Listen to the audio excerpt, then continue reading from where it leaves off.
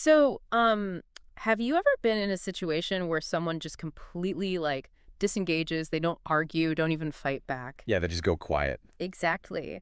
And suddenly the whole feel of the room changes. People seem kind of lost, maybe a bit guilty. You just sense this power in their silence. It's a really potent dynamic, and that's exactly what we're diving into today, this strength you find in, well, not reacting immediately, holding back. Right. And how that connects to managing our own like psychological energy. Precisely.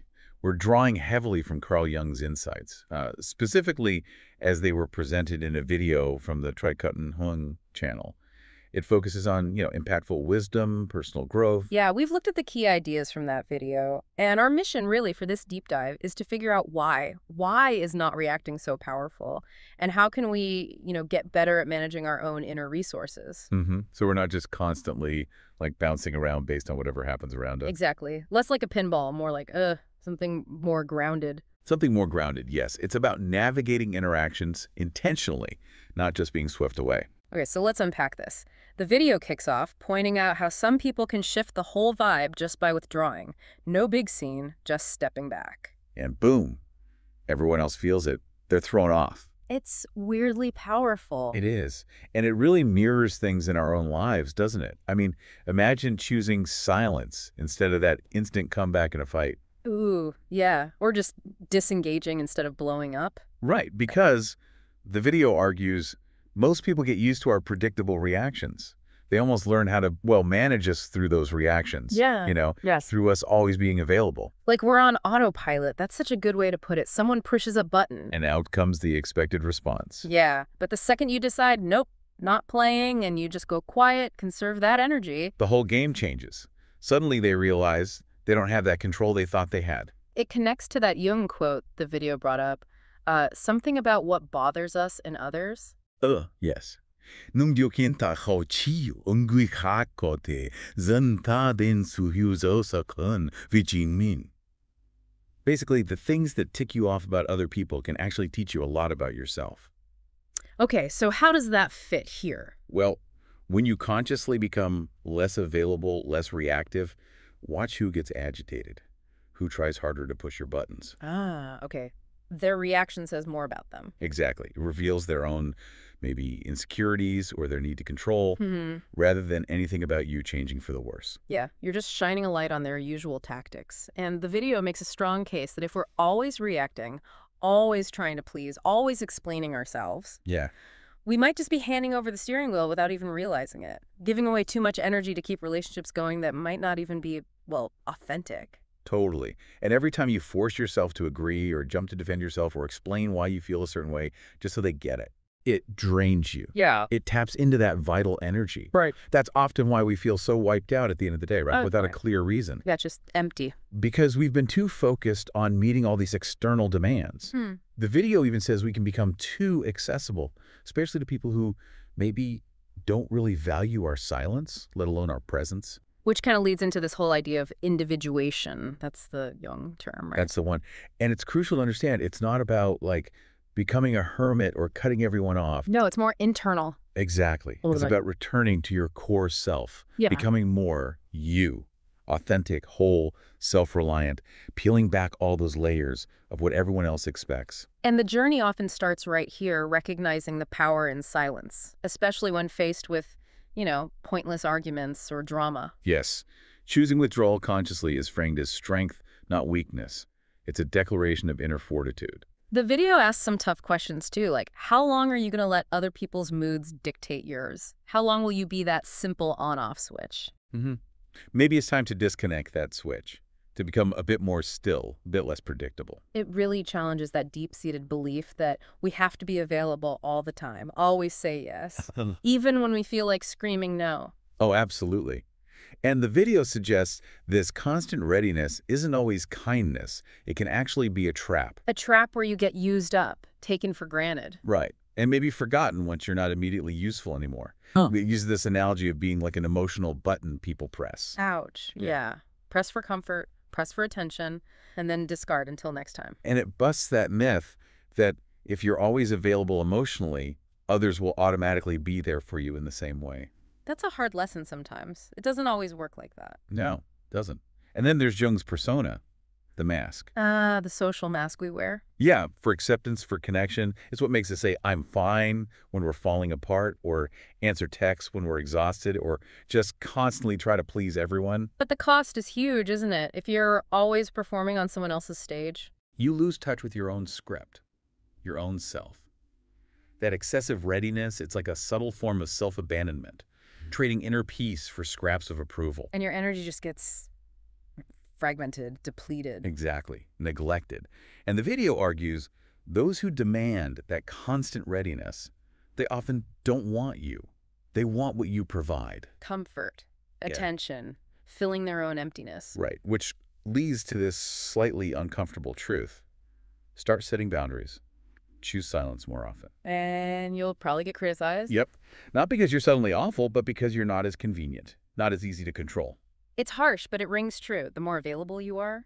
The less you might be valued. Abundance can lead to being taken for granted. Sad, but often true. So it really forces you to ask, who actually deserves my time, my attention, my presence, my listening? And just as importantly, who deserves my absence, my silence? Those are big questions, and to answer them, we need to understand why we overreact and people please in the first place. Which brings us squarely back to Jung and his concept of psychological energy. Okay, so this energy, the video says it's our most valuable asset. Without a doubt, your most precious resource. And if you don't consciously guard it, protect it. Others will take it or misuse it. Essentially, yes.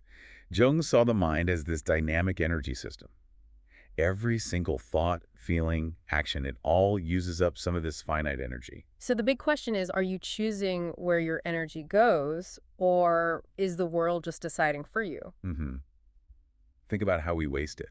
Impulsive reactions, getting defensive about small things, pointless arguments online or off. Trying to please people who, let's be honest, probably won't appreciate it anyway. Exactly. And this links to another Jung insight. Kaijibankang satipdian. What you resist persists. Ah, I've heard that one. The more you fight something. The more energy you feed it, the more power it has over you. Like struggling in quicksand. Right. So people who are always drained aren't necessarily weak. No, they've just misdirected their energy. And that vulnerability makes them easier targets, unfortunately. So coming back to withdrawal, choosing silence changes the pattern. It does. It disrupts the flow. It makes others react differently because their usual levers don't work anymore. And that quote about discomfort, if you become less available and someone gets upset or provocative. It highlights their manipulation attempts. And maybe your past pattern of giving too much, maybe fearing losing connections that weren't truly solid anyway. Wow. Okay, so every forced yes, every knee-jerk reaction, every time you just spill your emotions without thinking. It diminishes your energy, leads to that feeling of emptiness, because you've been too accessible to the wrong things, the wrong people. So silence isn't just nothingness. It's actually fertile ground. That's what the video suggests.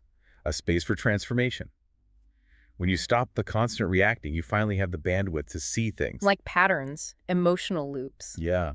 Repetitive cycles, manipulative games people play, even your own self-sabotage, you start to notice. And that insight, that seeing, it's powerful, maybe even dangerous to those who like things the way they were. It can be unsettling for them, yes, because they rely on your predictable reactions to maintain control. So when you don't react, don't explain, maybe even just disappear from a situation, some people freak out. Right. And the video argues it's often not because they miss you, the person, but because your silence messes with their control of the story, the narrative. It changes the whole game, throws them off balance. So true silence, in this context, is about mastering your own energy, refusing to get sucked into other people's emotional drama. Choosing your battles wisely, or choosing not to battle at all. Exactly. And it loops back to Jung's individuation.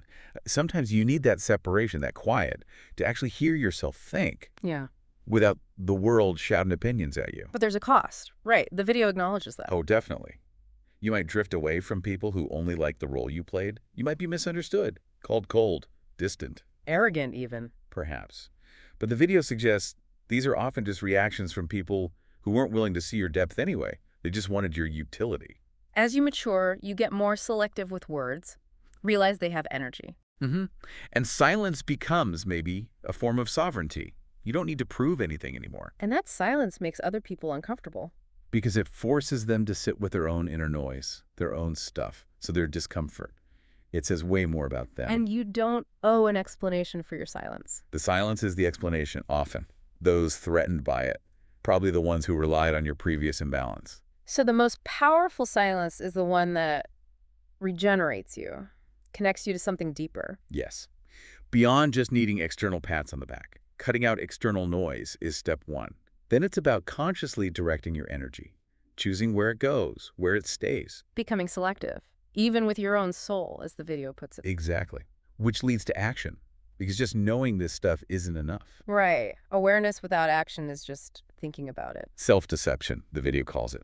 Real change starts with deciding to be more selective, and that takes discipline, emotional discipline. So conscious unavailability, not coldness, but Refusing to be on call 24/7 for any reason. Reclaiming your energy, your time, your peace. what are some small steps? The video mentions some. Yeah, simple things. Like not reacting instantly, taking a breath before you answer, walking away from pointless argument. Turning off your phone without guilt. That's a big one for many. It is. Saying no without feeling you need a 5-page essay explaining why. Because you don't owe anyone that explanation, except maybe yourself. That's the core message. And for some, refusing to explain is like the ultimate power move because it stops them from keeping you tangled in their drama. It reminds me of Jung's idea about isolation being part of the journey. Yes, but not depressing isolation. More like sacred solitude. Time to listen to yourself without interference, to rebuild based on your truth, not others' opinions. And you can gauge your progress by seeing who pulls away when you get more private. Or who tries to provoke you when you stop reacting. Who accuses you of changing just because you set a boundary. Those are signs you're actually getting freer. Signs of liberation, exactly. Though it might feel uncomfortable at first. Guilt, feeling selfish. Being called cold again. Right. That's part of shedding the old conditioning. And remember, the discomfort isn't just yours.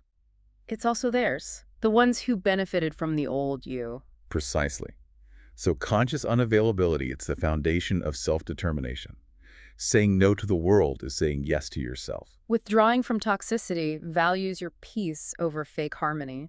And stopping the endless explanations earns respect from the right people anyway. But not everyone will be ready for this version of you. No.